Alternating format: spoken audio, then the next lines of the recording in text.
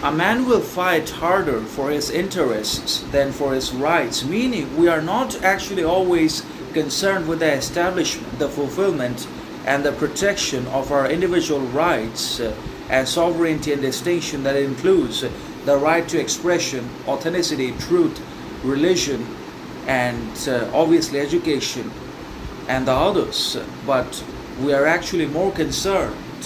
with our individual interests and desires and lusts and wants and cravings, that we always somehow want to satisfy them and fulfill them by basically obtaining our desires and collecting screams of pleasures and satisfactions from them that ultimately contribute more to our suffering and misery and unhappiness and psychological torment, psychic conflict and mental chaos and emotional downfall. Then obviously the divorcement or the removal from desire and the interests could have saved us. So the thing is, we're always and primarily and exclusively concerned with having and developing individual interests of different kinds and of different degrees, and we also always try to fulfill our interests and attain our desires and obtain our self-centric wants, needs, and evil wishes at the expense of the others. No matter the means used in it, we justify the means as long as it benefits us and fulfills our interests, and we don't even care about the others'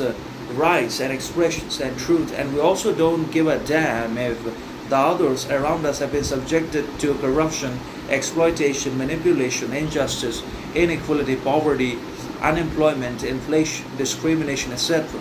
Because as long as we're able to have interests and are able to fulfill them and attain them, as well as our desires and cravings, we don't care what happens to our rights or to the others. But that is very selfish. We actually should and must have tried to concern primarily and preliminarily ourselves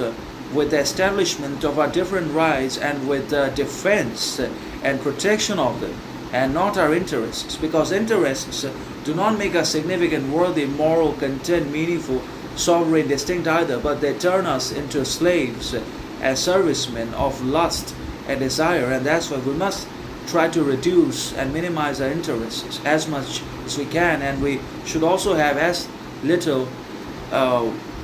or desire, want, or interest as we possibly can, because the more the interest, the more the suffering. The more we multiply desire, want, and lust, the more we multiply our individual suffering, sorrow, torment, misfortune, unhappiness.